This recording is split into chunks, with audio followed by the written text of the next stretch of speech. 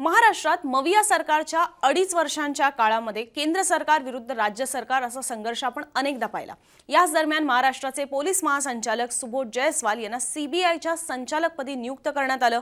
सुबोध जयस्वाल यांचा आणि महाराष्ट्र सरकारचा संघर्ष, केंद्रीय तपास यंत्रणांच्या कारवायावरून सुद्धा मवियाने अनेकदा आरोप सुद्धा केले, हे सुद्धा आपण गेल्या 2.5 वर्षात पाहिलेलं आहे। अशीच काहीशी परिस्थिती ही आपल्या शेजारच्या राज्यात कर्नाटकात सुद्धा घडलेली होती आणि तिथे सुद्धा आता असंच घडलेलं आहे की कर्नाटक विधानसभा निवडणुकीचा निकाल लागला आणि त्याच्या दुसऱ्याच दिवशी कर्नाटकचे पोलीस महासंचालक प्रवीण सूद यांना सीबीआयच्या संचालकपदी नियुक्त करण्यात आले। सुबोध जयस्वाल हे 25 मेला निवृत्त होत आहेत आणि त्यांच्या जागी आता कर्नाटकचे प्रवीण सूद हे आपल्याला सीबीआयच्या संचालक पदाचा कार्यभार सांभाळताना पाहायला मिळणार आहेत। आता याच निमित्ताने सीबीआयच्या संचालकाची नियुक्ती नेमकी कशी होते हे पाहायला हवं, कारण की जर कर्नाटकातला आपण इतिहास पाहिला प्रवीण सूद आणि काँग्रेसचा, तर प्रवीण सूद आणि काँग्रेसचे प्रदेशाध्यक्ष कर्नाटकचे डी.के. शिवकुमार यांच्यात अक्षरशः 36चा आकडा होता। इतकंच नाही तर अगदी कर्नाटक विधानसभा निवडणुकांच्या प्रचार दरम्यान किंवा या निवडणुकांच्या तोंडावर डी.के. शिवकुमार यांनी प्रवीण सूद जे कर्नाटकचे पोलीस महासंचालक आहेत त्यांना अक्षरशः नालायक असा सुद्धा शब्दप्रयोग वापरलेला होता आणि त्यांनी इथपर्यंत जाऊन आरोप केलेले होते की भाजपच्या सांगण्यानुसार प्रवीण सूद जे आहेत ते त्या कर्नाटकामध्ये सगळ्या कारवाया करत आहेत, काँग्रेसच्याच नेत्यांवर खास करून या सगळ्या कारवाया केल्या जात आहेत। त्यामुळे जसे आरोप हे आपल्याला महाराष्ट्रात होताना पाहायला मिळत होते तशाच स्वरूपाचे आरोप हे आपल्याला तिथे सुद्धा होताना पाहायला मिळालेले आहेत आणि तेच प्रवीण सूद आज आता सीबीआयचे संचालक होताना आपल्याला पाहायला मिळणार आहेत। आणि याच निमित्ताने सीबीआयची ताकद नेमकी किती आहे हे आपल्याला जाणून घ्यायला हवं आणि म्हणूनच आजच्या व्हिडिओमध्ये सीबीआय म्हणजे काय, ते काय कुठला तपास करतं, तिथल्या अधिकाऱ्यांची किंवा सीबीआयच्या संचालकांची बेसिकली नियुक्ती कशी होते आणि कोण करतं आणि सीबीआय कशा पद्धतीने काम करतं, त्यांची हिस्ट्री काय राहिलेली आहे, याच सगळ्या गोष्टी आपण या घडामोडीनिमित्त समजून घेऊया। नमस्कार, मी अनुजा, तुम्ही पाहत आहात मुंबई तक। सगळ्यात पहिले कशी होते सीबीआयच्या संचालकांची नियुक्ती हे समजून घेऊ। 3 सदस्यांकडून सीबीआयचे संचालक कोण असणार हे ठरवलं जातं, ज्याच्यातली पहिली व्यक्ती देशाचे पंतप्रधान, दुसरी व्यक्ती देशाचे सरन्यायाधीश म्हणजे सध्याच्या घडीला पंतप्रधान म्हणून नरेंद्र मोदी आणि सरन्यायाधीश म्हणून डी.वाय. चंद्रचूड, आणि तिसरी व्यक्ती म्हणजे लोकसभेतला विरोधी पक्षनेता। जर लोकसभेमध्ये विरोधी पक्षनेता नसेल तर विरोधी पक्षात सगळ्यात मोठा जो विरोधी पक्ष असेल त्यातल्या एका नेत्याकडनं ही नियुक्ती जी आहे ती केली जाते। आत्ताच्या परिस्थितीमध्ये अधीर रंजन चौधरी जे काँग्रेसचे नेते आहेत, खासदार आहेत, ते सुद्धा या समितीमध्ये होते आणि या समितीकडनं प्रवीण सूद यांची सीबीआयच्या संचालकपदी नियुक्ती ही झालेली आहे। अर्थात या नियुक्तीच्या दरम्यान सुद्धा अधीर रंजन चौधरी जे काँग्रेसचे नेते आहेत त्यांनी या नियुक्तीला विरोध केलेला होता, प्रवीण सूद यांच्या नावाला विरोध केलेला होता, पण सरतेशेवटी तिघांमध्ये दोघांचं बहुमत झालं आणि त्याच्यानुसार प्रवीण सूद आता सीबीआयचे संचालक होणार आहेत। दुसरं मोठी गोष्ट म्हणजे सीबीआयचं काम नेमकं काय आहे। आपण अनेकदा गेल्या खास करून 2.5-5 वर्षांमध्ये ईडी, सीबीआय या यंत्रणांसंदर्भात खूपदा ऐकलेलं आहे, खूपदा त्यांच्या कारवाया होताना पाहिलेलं आहे। अगदी आता लेटेस्ट उदाहरण आपल्याकडे महाराष्ट्रात समीर वानखेडे यांचं सुद्धा आहे, ज्यांच्या मागे सुद्धा सीबीआय आहे।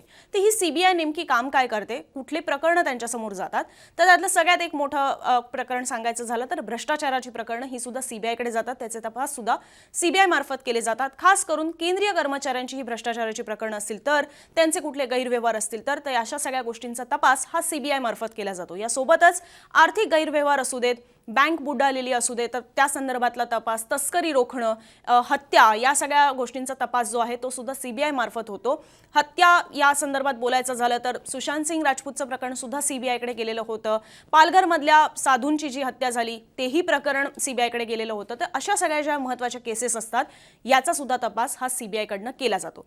सीबीआयची ताकद किती, वारंवार आरोप होतात की या केंद्रीय तपास यंत्रणांचा एकदा ससेमिरा तुमच्या मागे लागला की तो सोडवणं कुठेतरी कठीण होऊन बसतं, त्याचा पिच्छा सोडवणं कठीण होऊन बसतं आणि याच केंद्रीय तपास यंत्रणांच्या रडारवर गेल्यामुळे अनेकदा पक्षांतर होतात असे सुद्धा आरोप केले जातात। तर या सीबीआयची ताकद नेमकी किती आहे, तर सीबीआयच्या ताकदीचा विचार करायचा झाला तर पब्लिक सर्व्हंट जे असतात, जो पुराव्यांसोबत छेडछाड करू शकतो, पळून जाण्याची ज्याच्या संदर्भात भीती असते, तपासात सहकार्य करत नसेल किंवा तपासासाठी त्याला ताब्यात घेणं गरजेचं असेल, तर असं सीबीआयला जर वाटत असेल तर सीबीआयकडे कोणत्याही पब्लिक सर्व्हंटला अटक करण्याचे अधिकार आहेत। विना वॉरंट देखील सीबीआय अटक करू शकतं। ही यंत्रणा केंद्र सरकारच्या अखत्यारीत येते, म्हणूनच हिला केंद्रीय तपास यंत्रणा म्हणतात। केंद्राचे आदेश असतील, सुप्रीम कोर्ट किंवा हायकोर्टाने निर्देशित केलं असेल तर सीबीआय गुन्हा दाखल करून घेऊ शकते आणि तपास सुद्धा करू शकते।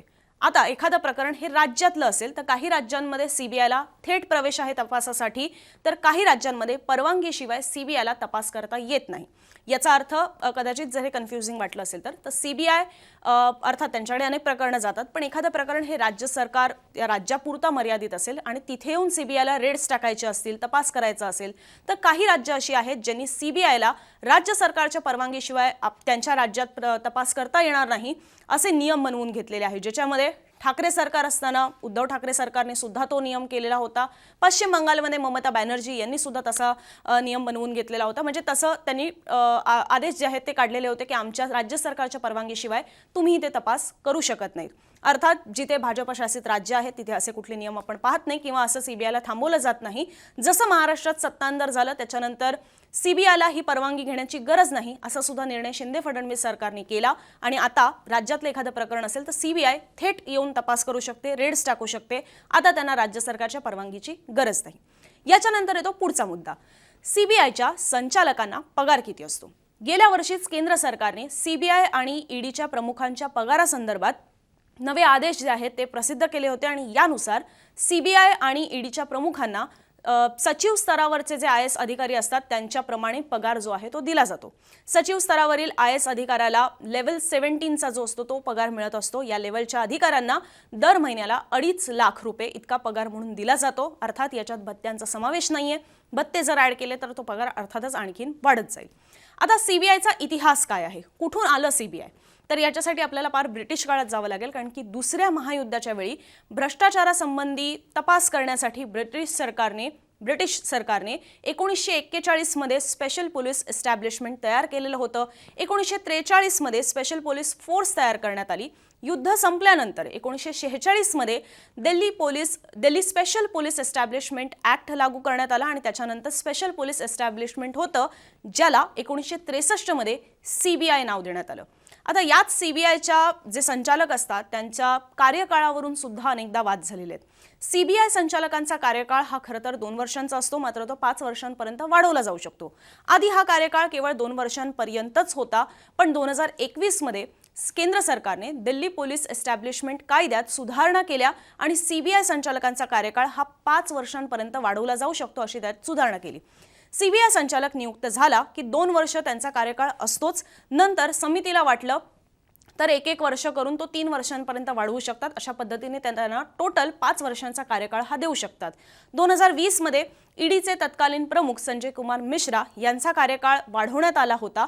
प्रकरण सुप्रीम कोर्टापर्यंत गेलं तेव्हा कोर्टाने सुद्धा म्हटलेलं होतं की अपवादात्मक परिस्थितीत एक्सेप्शनल केसेस असतील तर निवृत्त होण्याच्या काही दिवस आधी अधिकाऱ्यांचा कार्यकाळ हा वाढवला जाऊ शकतो, तोही अल्प कालावधीसाठी, शॉर्ट टर्मसाठीच। असा खूप लॉंग टर्मसाठी हा कालावधी वाढवता येऊ शकत नाही असं कोर्टाने म्हटलेलं होतं आणि यानंतरच सरकारने आधी अध्यादेश काढला आणि नंतर विधेयक आणून कायद्यात सुधारणा केली।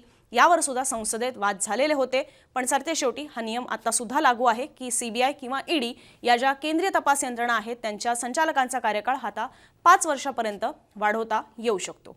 तर जे कर्नाटकात घडलेलं आहे, जे कर्नाटकाच्या पोलीस महासंचालकांना आता सीबीआय डायरेक्टरपदी जी नियुक्ती करण्यात आलेली आहे, त्या पार्श्वभूमीवर सीबीआय नेमकं कसं असतं, काय काम करतं, त्यांच्या संचालकांना काय अधिकार असतात, किती ताकद आहे सीबीआयची आणि कर्नाटकातला वाद, हे सगळं तुमच्यासमोर समजावून सांगण्याचा आमचा हा प्रयत्न होता। तुम्हाला या घडामोडींसंदर्भात काय वाटतं कमेंट बॉक्समधून जरूर आमच्यापर्यंत पोहोचवा आणि असेच माहितीपूर्ण व्हिडिओ पाहण्यासाठी बघत रहा मुंबई तक।